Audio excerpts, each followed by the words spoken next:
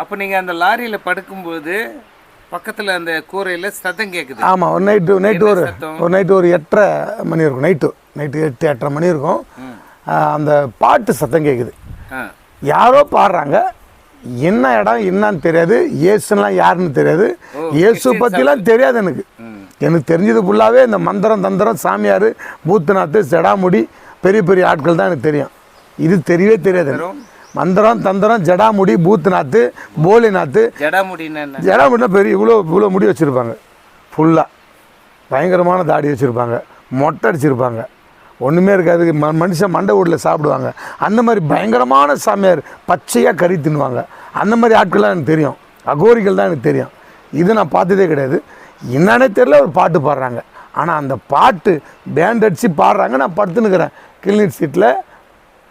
அந்த பாட்டு எழுந்து வாடா எழுந்து வாடா, உன்னை தான் கூப்பிட்றேன், நீ தான் எனக்கு ஒன்றும், எழுந்து வாடா எழுந்து வாடா. நான் திரும்பி திரும்பி பார்க்குறேன்.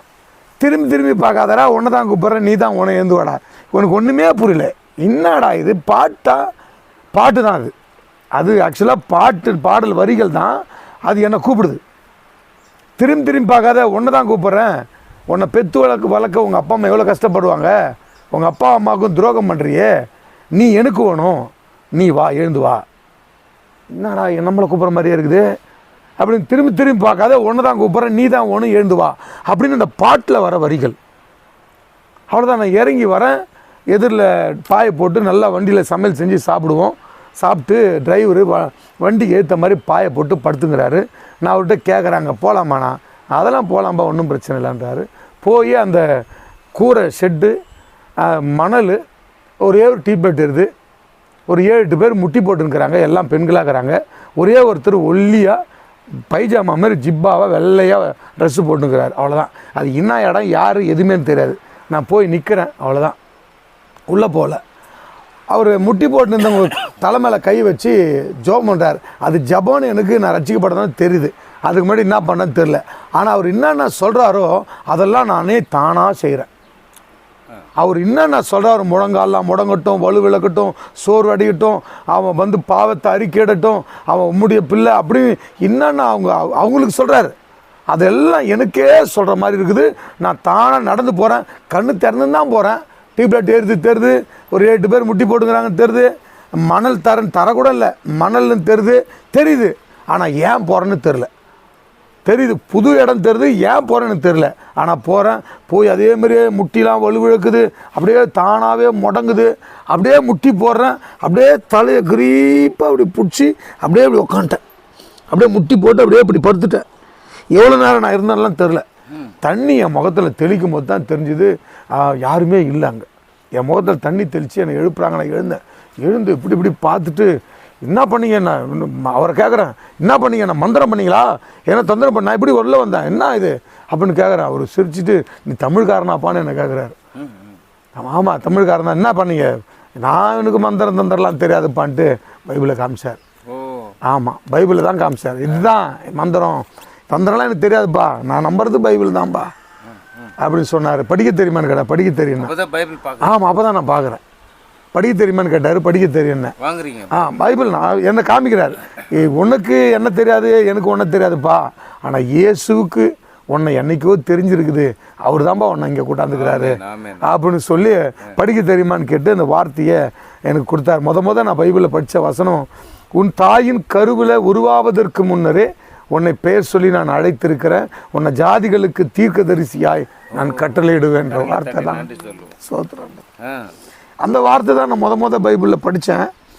அது படித்த உடனே அவர், நான் மந்திரம் தந்தெல்லாம் தெரியாதுப்பா, இதுதான் எனக்கு தெரியும், அவர் தான் உன்னை கூப்பிட்டுக்கிறாரு, நான் கூப்பிடலை, நீ யாருன்னு எனக்கு தெரியாது, நான் யாருன்னு உனக்கு தெரியும், நான் எப்படிப்பா அவனை மந்திரம் பண்ண முடியும் அப்படின்னாரு. அப்புறமா கேட்டால் என்னுடைய காரியங்கள்லாம் அவர்கிட்ட சொல்லணும்னு என் மனசுக்குள்ளே ஏவனனால எல்லாத்தையுமே அவர்கிட்ட சொன்ன உடனே அவர் ஜெபம் பண்ணிவிட்டு, நீ ஊருக்கு போகும்போது அங்கே சர்ச் இருந்ததுன்னா கண்டிப்பாக போப்பா, கர்த்தரோடு கூட இருக்கிறேன்னு சொல்லி அனுப்பிச்சிட்டாரு. ஆஸ் யூஸ்வல் எப்பவும் போல் வந்தேன். என்னுடைய வாழ்க்கை பழையபடி போயிடுச்சு. அது அந்த சப்ஜெக்ட் அதோடு முடிஞ்சிச்சு. அதுக்கப்புறம் நான் எப்பவும் போல் வந்தேன், என் வாழ்க்கையை தொடர்ந்துட்டேன். பழைய வாழ்க்கை அது அந்த இன்சிடெண்ட் அங்கே மட்டும்தான் நடந்துச்சு. ஏதோ ஒரு மனசு தொடுதலாக இருந்தது, அப்படியே வந்துட்டேன், அவ்வளோதான். எப்பவும் போல வாழ்க்கை நடக்குது. இங்கே திண்டிவனம் பக்கத்தில் பூதேரின்னு ஒரு ஊர், பூதேரி. அந்த ஊரில் எங்கள் மாமா இருக்கிறாரு. அவங்க மாமாவுக்கும் பங்காளிகளுக்குள்ள சண்டை நடந்து ஏதோ பிரச்சனை ஆகி போச்சுன்னு சொல்லி கேள்விப்பட்டு நானும் ஏன் பங்காளி முருகதாசும் எங்கள் ஊர்லேருந்து சைக்கிளில் அந்த ஊருக்கு போய் பார்க்க போகிறோம், மாமாவை பார்க்க போகிறோம்.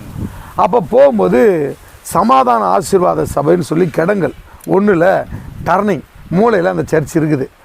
அப்போ ஒரு மதியம் 1:30 மணி போல் சர்ச்சு விட்டு எல்லாம் வெளியே வராங்க. என் வண்டி அங்கே எக்ஸாக்டாக என் வண்டி செயின் அவுருது. அந்த இடத்துல வாசல் சபை வாசலில் என் வண்டி செயின் அவுருது. நான் அந்த வாசலில் இறங்கி செயின் போட்டுன்னுக்கிறேன். அவன் முன்னாடி போய் நின்று என் கூப்பிட்றான், வா என்னடா வாடன், நான் வரேன்பா அப்படின்னு சொல்லிட்டு அவன்கிட்ட சொல்கிறேன். செயின் போடுறேன் கீழே குனிஞ்சு. அப்போ சர்ச்சு விட்டு எல்லாம் வெளியே வராங்க. இப்போ இங்கே திண்டிவனத்தில் பெரிய பாத்திர கடை தர்மராஜ் பாத்திர கடைன்னு இப்போவும் திண்டிவனத்தில் இருக்குது. அந்த பாத்திர கடைக்கார பையன் எங்கள் அப்பா என்னை இங்கிலீஷ் மீடியம் தான் படிக்க வச்சார். கொஞ்ச நாள் நான் ஒரு 6வது வரைக்கும் இங்கிலீஷ் மீடியம் படித்தேன். அப்போ என் கூட படித்தவன் ரமேஷ்ன்னு பாரு, தர்மராஜ் பாத்திர கடைக்கார பையன். அவன் என்ன ராஜசேகர்னு கூப்பிட்றான். கூப்பிட்ட உடனே செயினை போகிறதையும் விட்டுட்டு நான் நேராக அவனை பார்க்க போயிட்டேன். சபைக்குள்ளேருந்து கூப்பிட்றான். நான் நேராக போயிட்டேன். போன உடனே அவன் கூப்பிட்டு போய் நான் பாஸ்டர்கிட்ட இது மாதிரி அவங்ககிட்ட நான் சொன்னேன் இந்த சம்பவத்தெல்லாம். டக்குன்னு என் மனசுக்குள்ளே அப்படி வருது, தானாகவே நடக்குது. போய் சொன்னோடனே அவர் பாஸ்டர்கிட்ட ஜான் செல்வராஜ் பாஸ்டர் அவர்கிட்ட கூப்பிட்டு போனேன். அவர் ஜெபம் பண்ணார். உடனே ஜெபம் பண்ணோடனே விழுந்துட்டேன், கீழே பொத்துன்னு விழுந்தேன். அன்னையிலேருந்து அந்த சபைக்கு நான் தொடர்ந்து விசுவாசியாக போய்கின்னு இருந்தேன். அதுக்கப்புறம் கொஞ்ச நாள் நல்லா விசுவாசமாக போயின்னு இருந்தேன். அதுக்கப்புறம் திருப்பியும் பழைய வாழ்க்கை பின்மாற்றம், பழைய வாழ்க்கைக்குள்ளே வந்துட்டேன். அப்புறம் கொஞ்ச நாள் இப்படி தான் என்னுடைய காரியங்கள். கொஞ்ச நாள் போவேன், கொஞ்ச நாள் நல்லா இருப்பேன், கொஞ்ச நாள் திருப்பியும் இப்படி வாழ்க்கைக்குள்ளே வந்துடுவேன். ஆனால் ஒன்றே ஒன்று நிச்சயம், கர்த்தர் அழைத்திருக்கிறார் என்ன. ஆமாம், அதை நான் எப்படி கண்டுபிடிச்சேன்னா, எங்கள் அப்பா இறந்துட்டார். எங்கள் அப்பா இறந்ததில் தான் நான் ஊர்ஜிதப்படுத்தினேன் கர்த்தர் அழைச்சிருக்காரு சொல்லி. அது இல்லாமல் நான் எங்கள் ஏசப்பா என்னை நீங்கள் தெரிந்து கொண்டிருக்கிறீங்க அப்படின்னா என்னை மாற்றிருங்க. நான் அந்த தப்பான வழிக்குள்ளே நான் போகிறேன்ல, இந்த வழியிலேருந்து வெளியே வர்றதுக்கான வழி எனக்கு சொல்லுங்கள். நான் அவர்கிட்ட கேட்பேன், என்னை நீங்கள் தான் கூப்பிட்டீங்க, அதுதான் உண்மை. ஆனால் இதுலையே நான் ஏன் வரேன், திருப்பி உள்றேன் எழுந்திருக்கிறேன், இந்த வாழ்க்கை எனக்கு பிடிக்கலையே. ஏன், எங்கள் அப்பா மேலே நான் அன்பு நிறைய வச்சுருந்தேன். எங்கள் அப்பா என் மேலே வச்சுருந்தார் அன்பு. எங்கள் அப்பா இறந்துட்டார், செத்துட்டார். அதுக்கப்புறம் நான் எனக்கு ஒரு கல்யாணம் பண்ணி வச்சா மாறுவான்னு சொல்லி கல்யாணமும் பண்ணி வச்சார். என் மனைவியை நான் பண்ணாத துன்பம் இல்லை, எவ்வளோ வேதனை படுத்திருக்கிறேன். ஆனால் என் மனைவி என் கூடவே இருந்து நிறைய சகிச்சு வாழ்ந்து இது வரைக்கும் வந்திருக்கிறான். பேர் என்னம்மா? சரஸ்வதி. ஜூலியட் மேரி, ரட்சிக்கப்பட்ட பேர் ஜூலியட் மேரி. அவங்க ரொம்ப உறுதுணையாக எனக்கு இருந்தாங்க. கடைசி வரைக்கும் நான் உள்ள போகிறதும் வர்றதுமா தான் ஆண்டவருக்குள்ளே இருந்தேன். இப்போ சமீபத்தில் ஒரு 8 வருஷத்துக்கு முன்னாடி ஆண்டவர் ஒரு சிறைச்சாலைக்கு அனுமதிச்சினேன். ஆண்டவரை ஒரு கால் வச்சிட்டாரு. ஆமாம், கால் லெஃப்ட் கால் உடைச்சிட்டாரு. ஒரு முறை இடுப்பே அடிபட்டு டிஸ்க்கு கொலாப்ஸ் ஆகி என் மேலே வச்சிருந்த அன்பு கடவுள். நான் இதை சொல்ல முடியும், நிச்சயமாக சொல்ல முடியும். வேற ஒன்றுமே இல்லை, கடவுள் என் மேலே வச்ச அன்பு தான் எனக்கு அவர் பண்ண சிகிச்சை எல்லாமே. என்னை அவர் எடுக்கணும், எனக்கானவனா நீ வரணும்னு தான் அவர் நினச்சி தான். ஆமாம், எனக்கானவனா நீ வேணும்னு தான் என்னை அவ்வளோ அடித்து என்னை நான் இப்போ என் காலில் எந்த ஸ்டீல் பிளேட்டெலாம் இல்லை, ஆனால் எலும்பெல்லாம் உடஞ்சி போச்சு. நடக்கிறேன் நான் நல்லா. முதுகில் ஆப்ரேஷனு, வயிற்றில் ஆப்ரேஷனு, தலையில் ஆப்ரேஷனு, இந்த முட்டி கால் உடஞ்சி போய் இன்னைக்கு நான் நடக்கிறேன். இன்னைக்கு ஆமாம் 2 முறை இந்த